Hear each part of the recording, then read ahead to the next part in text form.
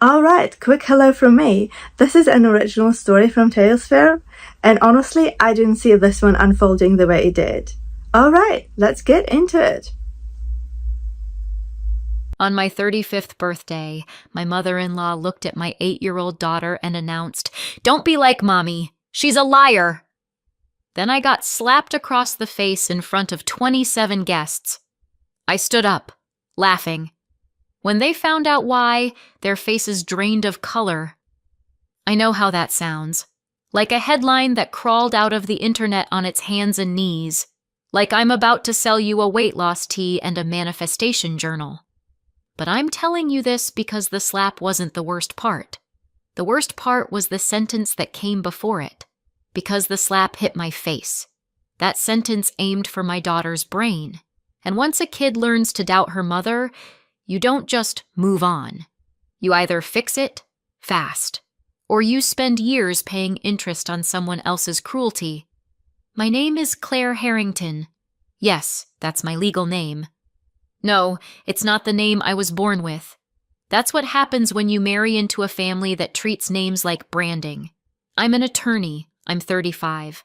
And I have an 8-year-old daughter named Sophie who is so polite she says, "Excuse me," to furniture. She's also the reason I didn't walk away quietly. Because when you have a child, you don't get to choose the easy version of courage. You get the necessary one.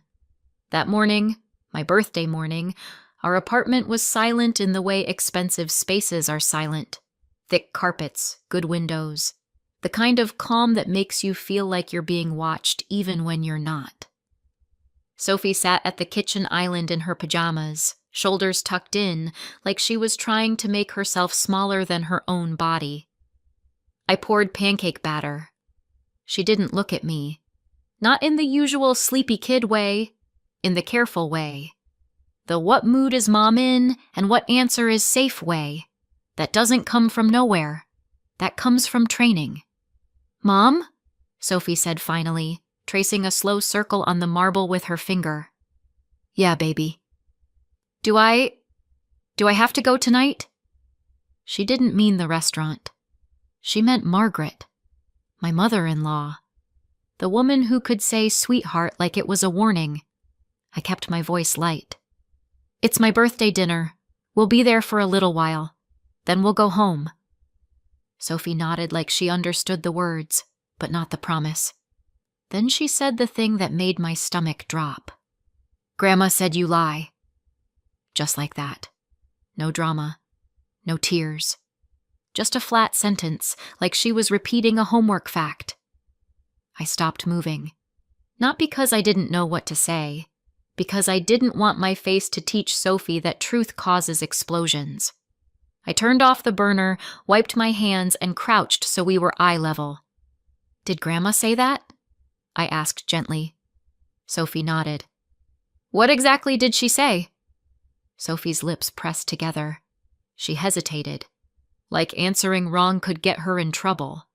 Then she whispered. She said, "Don't be like Mommy. Mommy makes things up." "Did Grandpa say anything?" Sophie swallowed. He said, "Your mother tells stories." Stories. That's what they called my reality when it didn't match their narrative. It's such a clever word, isn't it? It sounds harmless. Like bedtime. Like imagination. Like you're not actively teaching a child that her mother can't be trusted. I took Sophie's hands. Her fingers were cold. "Soph, look at me." She looked up slowly, and I hated how prepared she looked for consequences. "I'm not perfect," I said.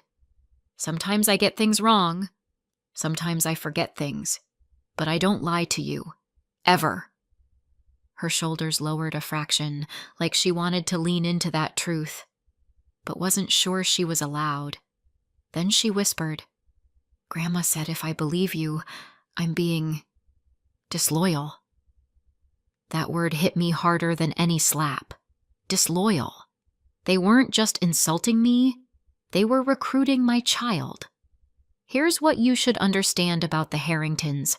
They don't fight like normal families fight. They don't yell and slam doors and regret it later. They manage.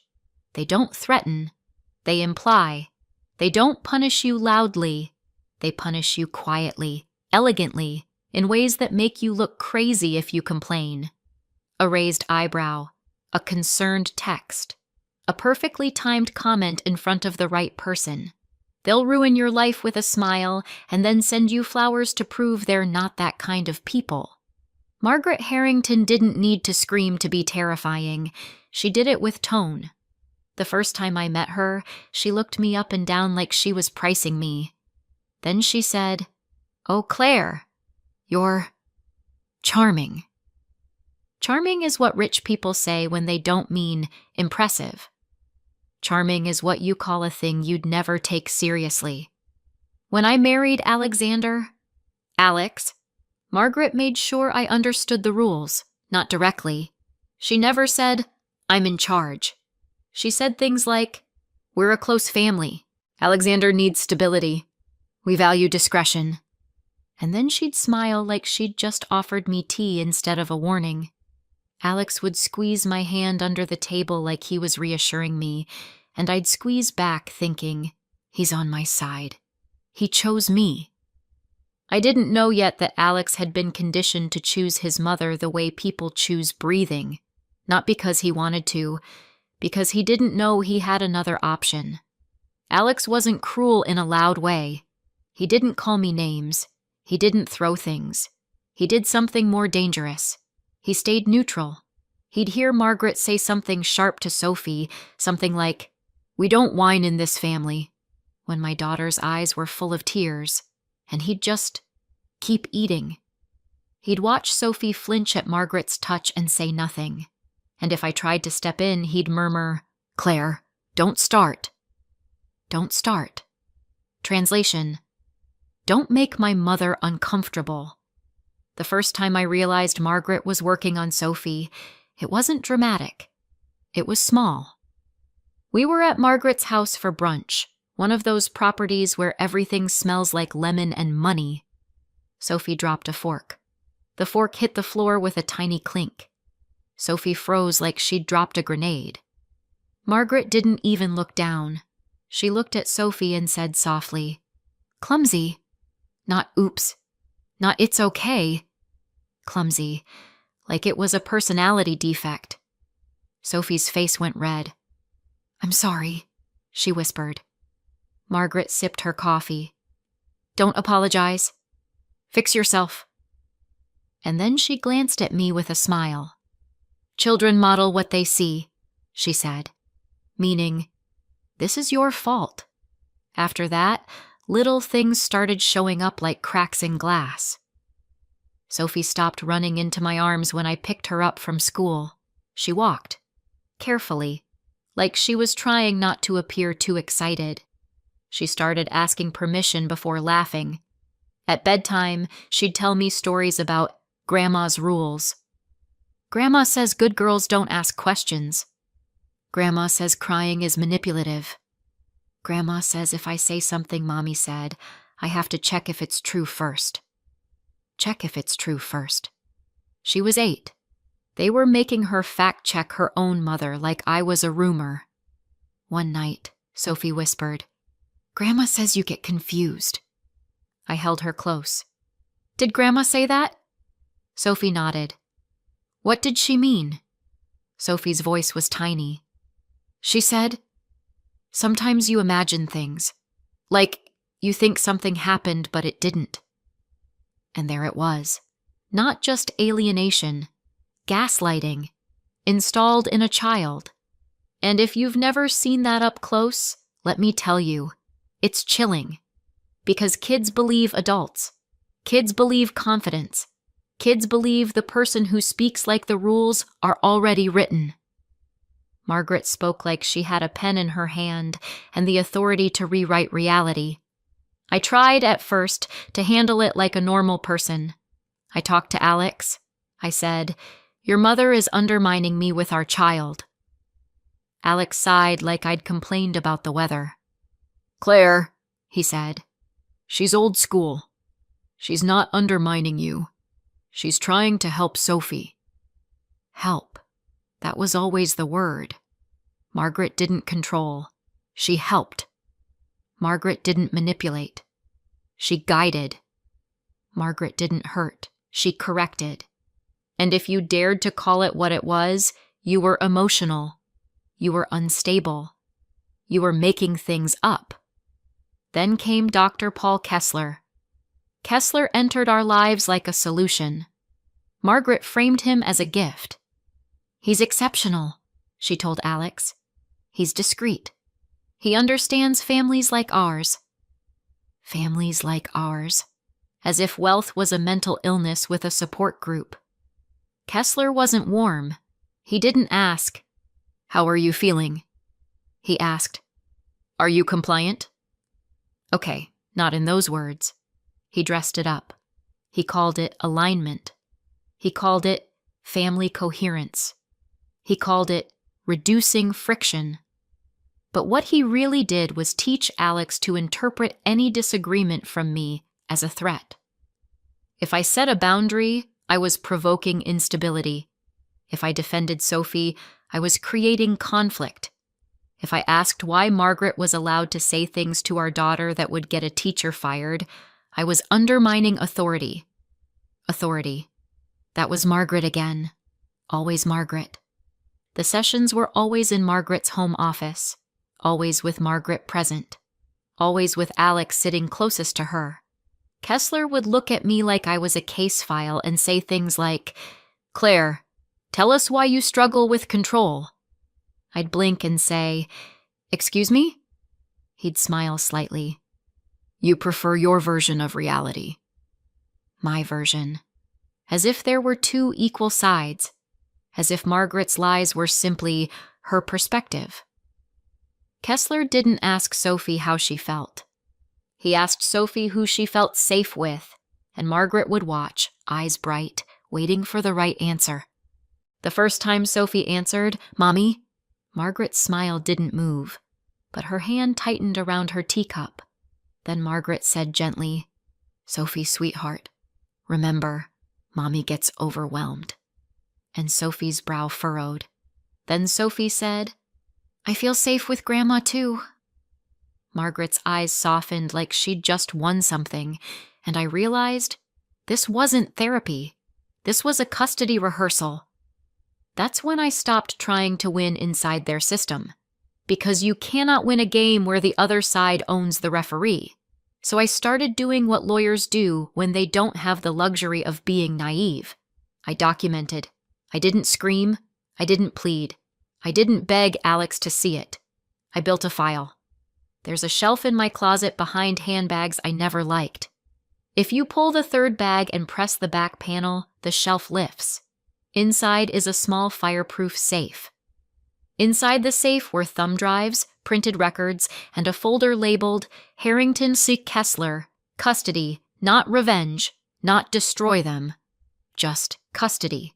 Because that was the battlefield Margaret was walking us toward, whether I wanted it or not.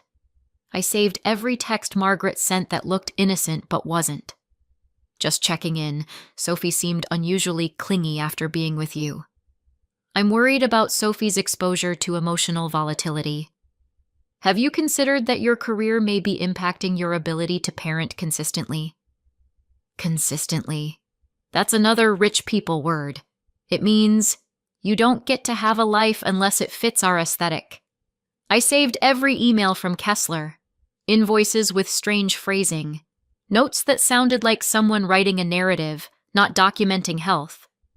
I saved calendar invites titled Family Session that were really training sessions for Alex.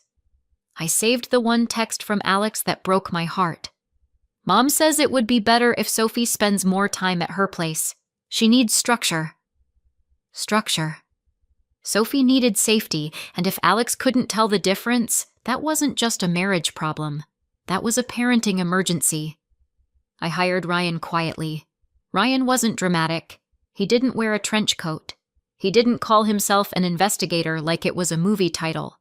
He wore plain clothes and listened more than he spoke. He was also the first person who said something that made me feel sane again. After I told him everything, Margaret, Kessler, Sophie's new fear, Ryan nodded slowly and said, This is classic alienation. And the money stuff? That's just the engine.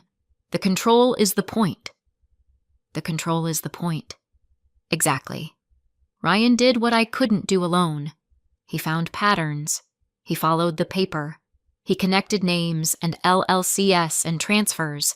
He found the quiet machinery behind the Harrington image. Because the Harringtons weren't just wealthy. They were connected. Donors. Board members. People whose phones got answered. People who believed consequences were for other families. And when people like that commit crimes, they don't do it like amateurs. They do it with spreadsheets. I'm not going to pretend I understood everything at first. I understood family law. I understood courtroom strategy. But the money was a maze. Ryan laid it out for me one night at my kitchen table while Sophie slept down the hall. He slid a folder across the marble. "Here," he said. "Look at this. Transfers, dates, amounts." He tapped one line. "This isn't normal business. This is routing." I stared. "Where is it going?" Ryan exhaled. "Places people go when they don't want anyone to see where the money went." And suddenly, Margaret's polished life looked less like legacy and more like a crime scene with good lighting. The scariest part wasn't the money. It was realizing Margaret wasn't just trying to humiliate me. She was trying to erase me. She was building a story where Claire Harrington was unstable, dishonest, emotionally volatile, and therefore not a reliable parent. If she could get that story into the right hands, she could take Sophie away without ever raising her voice. And if you think that sounds dramatic, you've never watched a wealthy family weaponize concern. Because in a family like the Harringtons, concern is a knife you're expected to thank them for. That's when I did the other thing Margaret never expected. I walked the evidence outside of her world, quietly, to people who didn't care about Harrington parties, people who cared about Harrington paper trails. I didn't walk into an office screaming, "My mother-in-law is evil." I walked in with a binder. I walked in with timelines. I walked in with documented patterns. And when you put facts in front of the right people, they don't roll their eyes. They take notes. By the time my birthday dinner arrived, there were already conversations happening in offices downtown. Sealed doors, neutral voices, words like wire transfers, shell entities, money laundering, obstruction, and witness tampering. There was talk of the Southern District of New York. There was talk of warrants. There was talk of timing.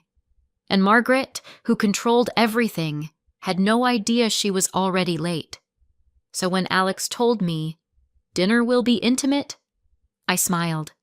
In Harrington language, intimate means curated. It means every person was chosen for a reason. It means every seat has a purpose. It means the room itself is a weapon. I spent that day the way you spend a day when you know a storm is coming. I worked. I answered emails. I picked Sophie up from school. I listened to her chatter about a class project like my heart wasn't tight as a fist. At one point she asked, "Do you think Grandma will be nice tonight?" I said, "I think Grandma will be herself." Sophie nodded like she understood exactly what that meant. That's not something an 8-year-old should have to understand. When we got home, Sophie got dressed slowly. She chose socks twice, changed them, then changed them again. Small anxiety disguised as choices. Alex came in from the bedroom wearing a suit that cost more than my first car. He didn't look at me when he adjusted his cufflinks. He looked at his phone. His thumb hovered over the screen like he was waiting for permission to breathe. I watched him and felt a strange grief, because I remembered the man he used to be, the man who laughed easily, the man who held Sophie like she was fragile and precious, not like she was a responsibility to be managed. Now he moved like a puppet who didn't know he had strings. On the ride over, Sophie sat between us in the back seat. Alex stared out the window, jaw tense. I watched the city blur past and tried to keep my breathing slow. Not because I was afraid of Margaret, Because I was afraid of what Sophie would see. Kids don't forget scenes like this. Kids store them in their bodies, and I was done letting my daughter's nervous system become collateral damage in Margaret's war. We arrived at a private dining room at Hudson Yards, high above Manhattan, where the windows made the city look like a toy set built for rich people. The staff smiled too brightly. The flowers were arranged too perfectly. The air smelled like citrus and quiet judgment. Sophie's hand was in mine, and her fingers were cold. Margaret greeted us at the entrance like she was accepting an award. "Claire," she said, kissing the air near my cheek. "You look lovely." Translation: "You look acceptable." Then she crouched in front of Sophie and adjusted her dress. Not gently, possessively. "My beautiful girl," Margaret said, loud enough for the room to hear. "Say hello, properly." Sophie's mouth opened. No sound came out. Margaret's smile didn't move, but her fingers tightened on Sophie's shoulder. Sophie whispered, "Hi." Margaret patted her cheek. "Good." And then, without looking at me, she added, "See? She listens." I scanned the room the way lawyers scan juries. Faces, body language, allies, risks. 27 guests. I counted. Margaret liked numbers that felt intentional, like nothing in her life was accidental. 27 meant controlled, not random. It meant she'd decided exactly how many witnesses she wanted. There was a state senator, Whitaker, laughing too hard at jokes that weren't funny, the kind of man everyone still called senator anyway. A judge, Caldwell, drinking expensive wine like ethics rules were an optional accessory. A few Harrington executives with smiles that didn't reach their eyes. A couple of family friends whose friendship looked suspiciously like shared secrets. And then, seated with a clear view of our table, like the evening had been built around his line of sight, Dr. Paul Kessler. Kessler lifted his glass at me, not as a greeting, as a challenge. Dinner began. Waiters moved like shadows. Plates arrived like art. People talked about investments and legacy and family values in the tone you use when you're trying to convince yourself you're a good person. Sophie picked at her food like she was afraid the plate might accuse her of something. Alex didn't touch mine or Sophie's plate. He drank water and watched Margaret. I knew that look. It was the look of a man waiting to be told what he was allowed to do next. At one point, Margaret leaned across the table and said to Sophie, "Sweetheart, tell Grandma what Mommy promised you." Sophie blinked. I don't... Margaret smiled. "Come on, you remember. Mommy said she'd take you somewhere, didn't she?" Sophie glanced at me, confused. I realized what Margaret was doing. She was planting a trap. If Sophie guessed wrong, Margaret could say, "See? Mommy confuses her." If Sophie guessed right, Margaret could say, "See? Mommy makes promises she can't keep." Either way, the conclusion was the same. Mommy is unreliable. Grandma is stable. I cut in calmly. "Sophie and I are going to the museum on Saturday." Margaret's smile held. "Oh," she said, as if she'd won something. "Saturday. How sweet." Then she turned to the guests. "Claire is very ambitious," Margaret said. "Sometimes ambition makes it hard to focus on what matters."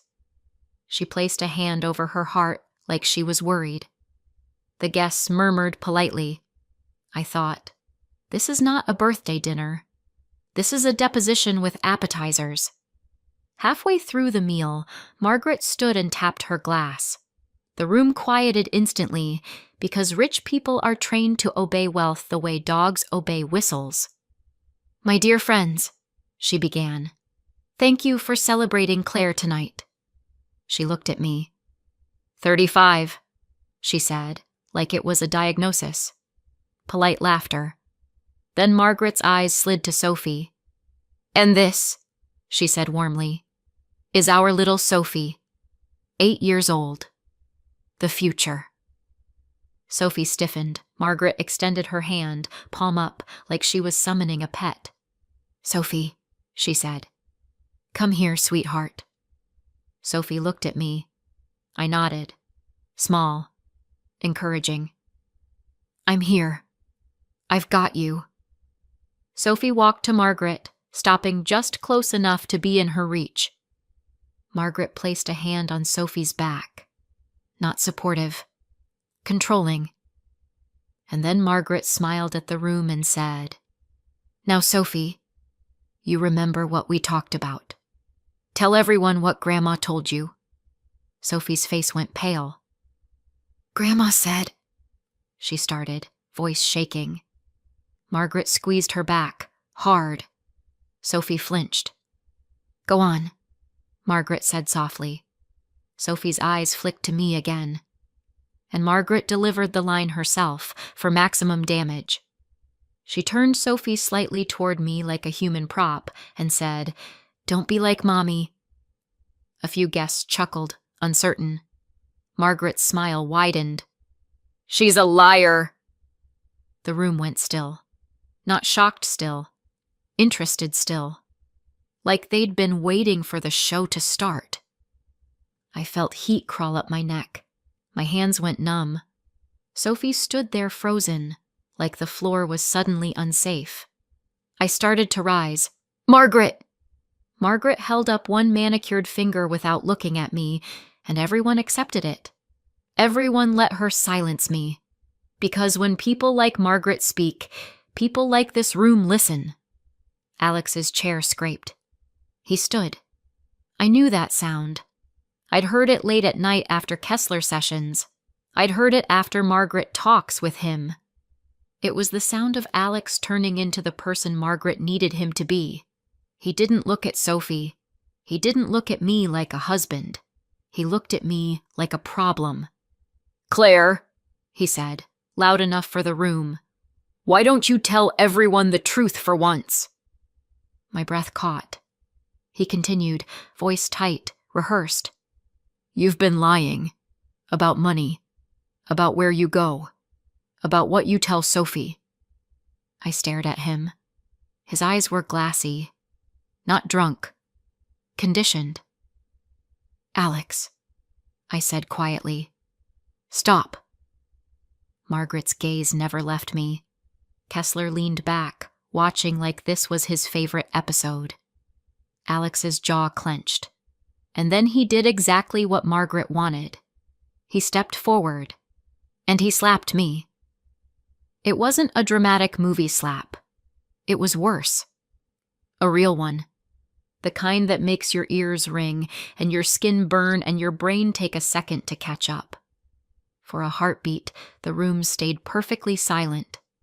Then I heard Sophie gasp. A small sound.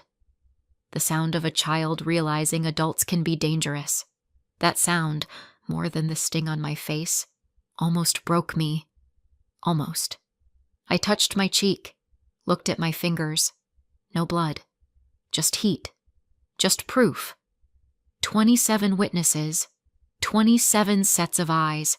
27 people who could no longer pretend they didn't know. And that's when I did the one thing Margaret didn't plan for. I laughed. Not hysterical. Not manic.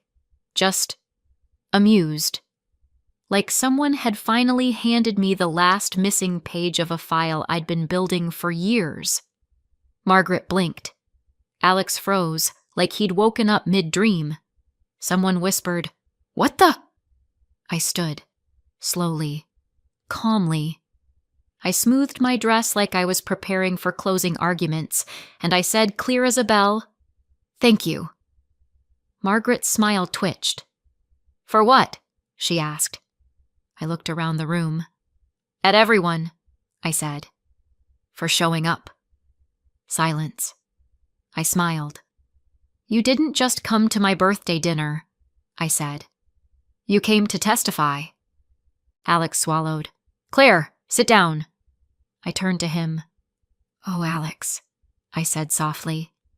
"I'm done sitting." Then I looked at Sophie, still standing by Margaret, still frozen.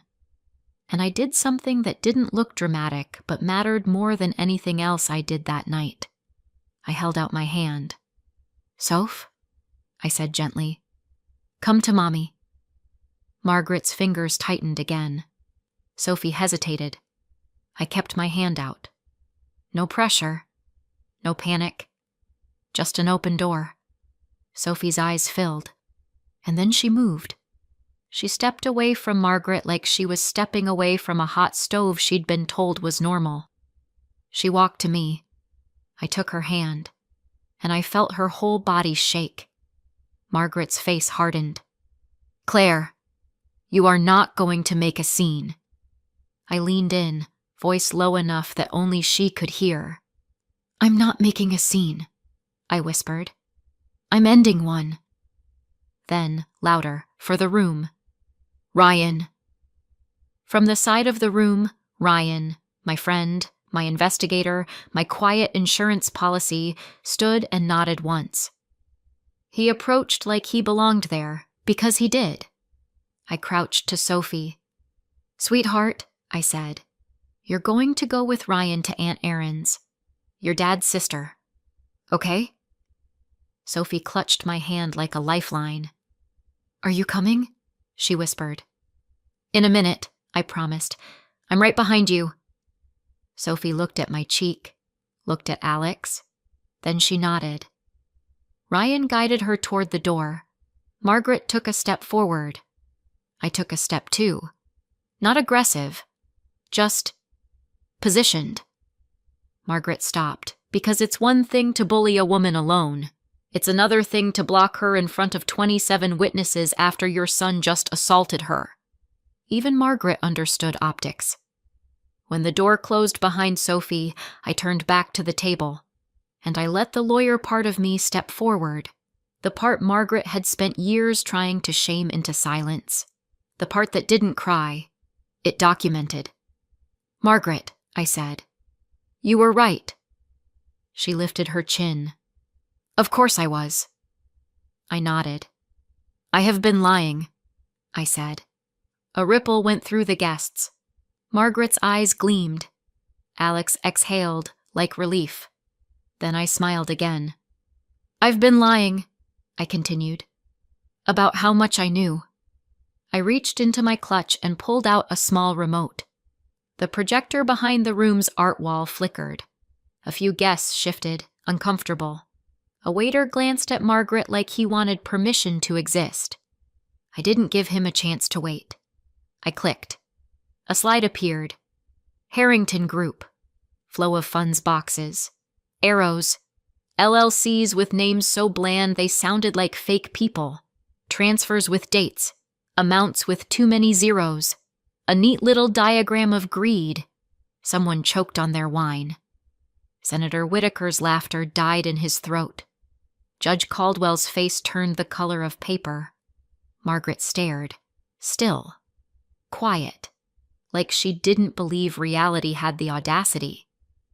"You can't," Margaret started. "Oh, I can," I said, cheerful. "And the best part? I don't have to convince you."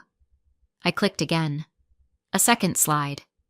Communications, instructions, text message screenshots, email headers, meeting notes with Margaret's friendly tone and very unfriendly intent.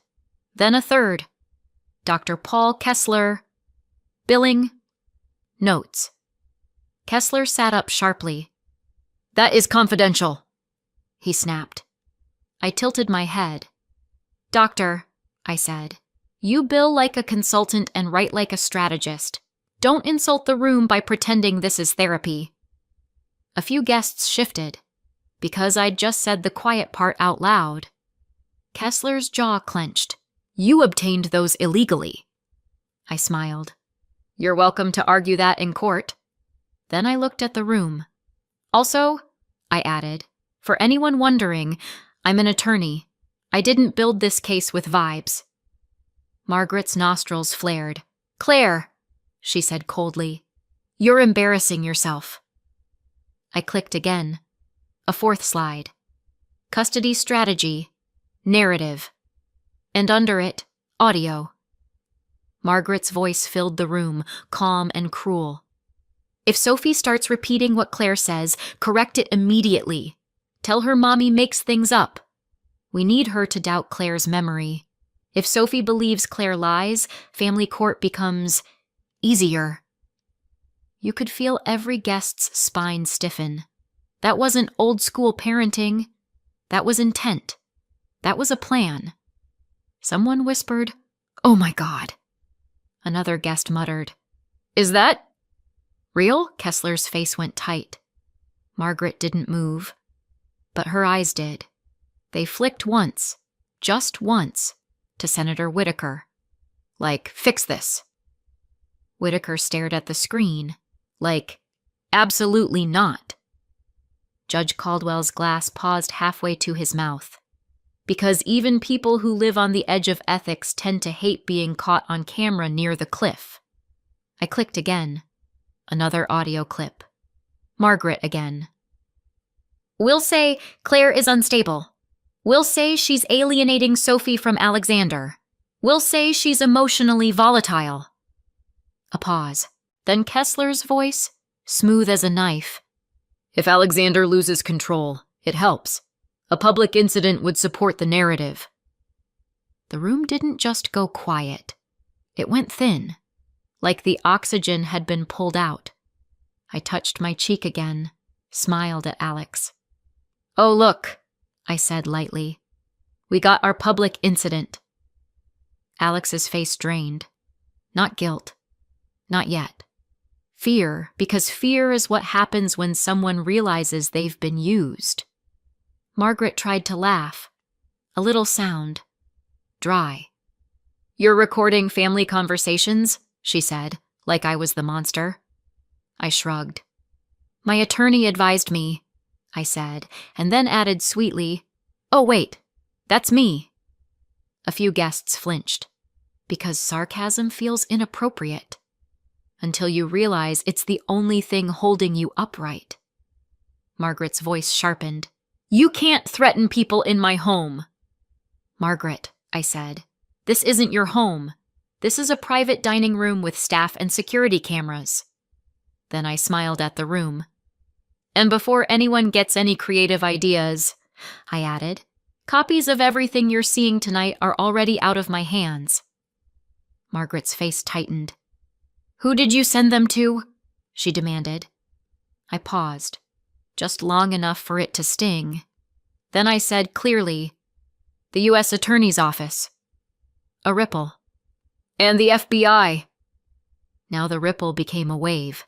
Because wealthy people don't panic over morality, they panic over jurisdiction. A guest stood abruptly. "This is insane. I'm leaving." "Of course you are," I said pleasantly. "Just remember, leaving doesn't erase what you witnessed."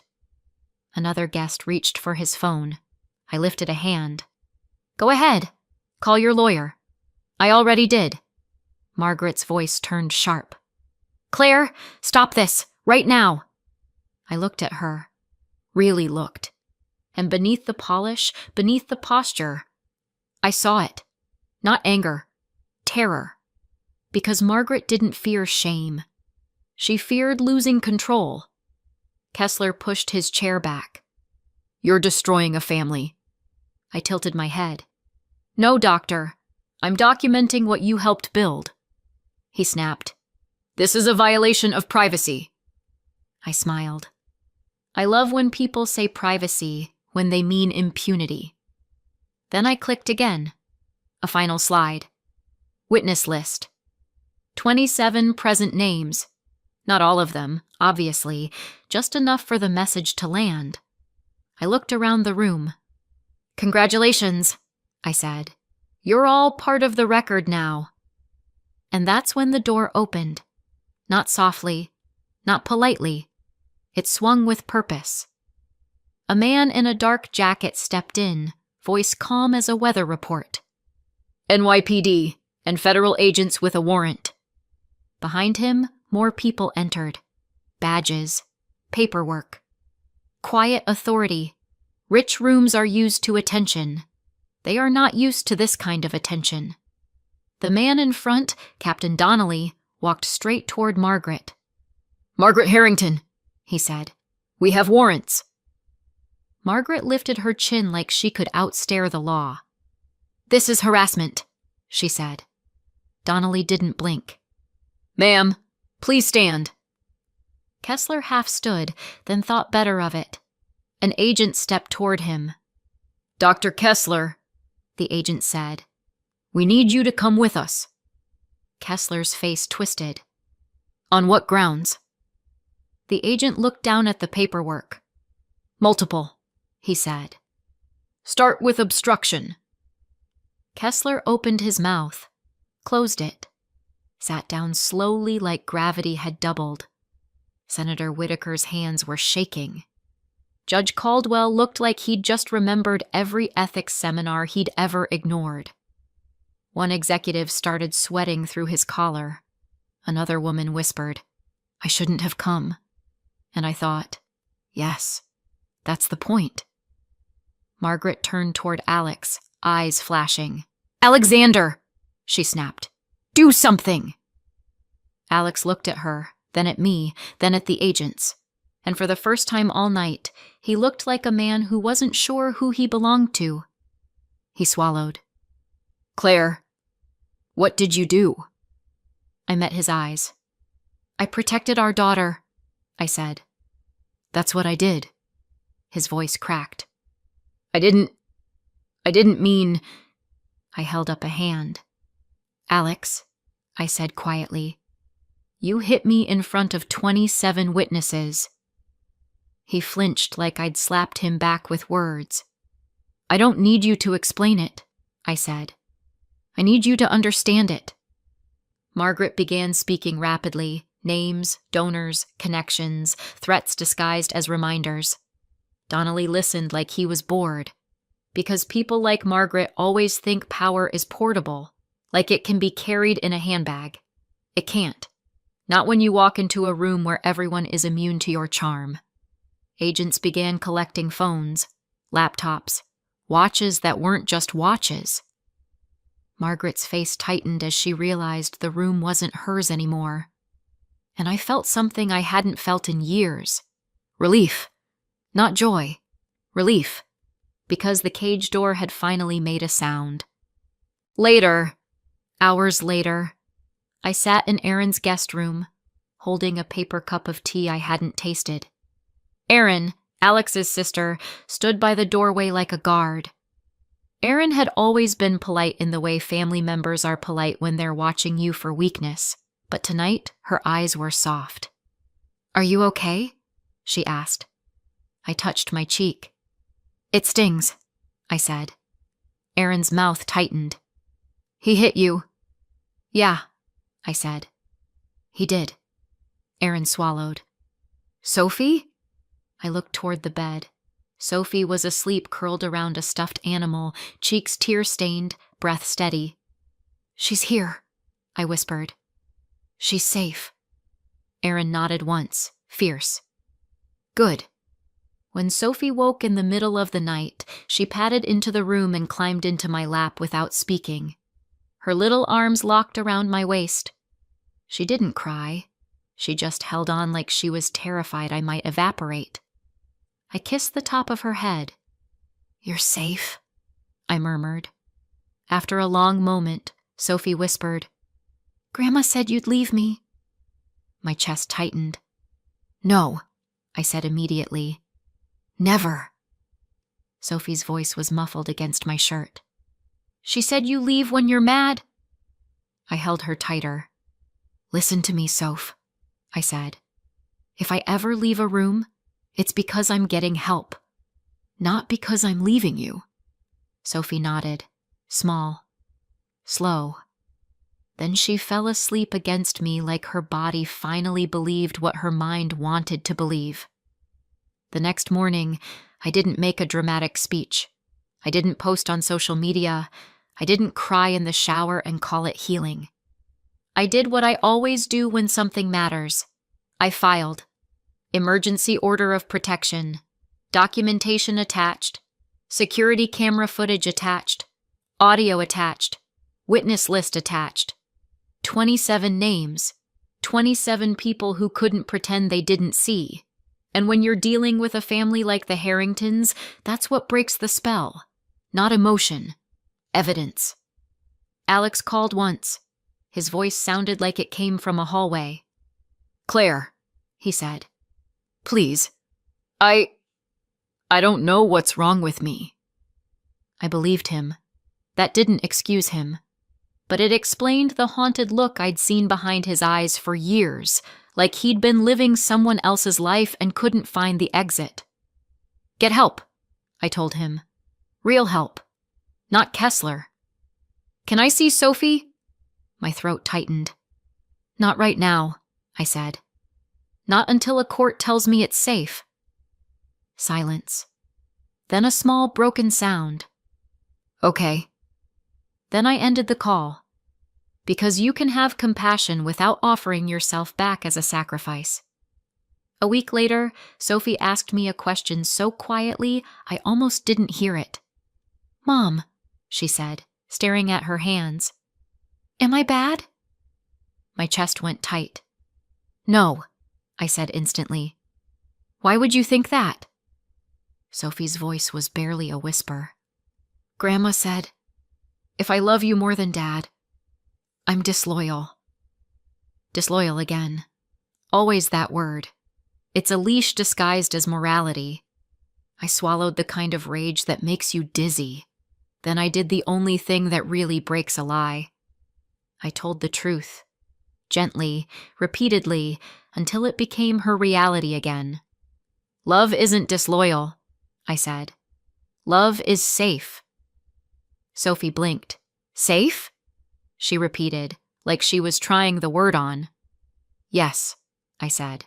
"Safe means you don't have to earn it. You don't have to perform. You don't have to choose sides." Sophie's shoulders loosened. Just a little. Like a plant turning toward light. People ask me if I regret laughing. No, because that laugh wasn't joy. It was recognition. It was the moment I realized they didn't slap me to break me. They slapped me because they thought I'd never fight back. They were wrong. And for the first time in a long time, I wasn't afraid of being called a liar, because the truth was already on the screen. Thanks for watching. If this story hooked you, hit like, subscribe, and turn on notifications so you don't miss the next one. And tell me in the comments, what would you have done in my place? See you in the next video.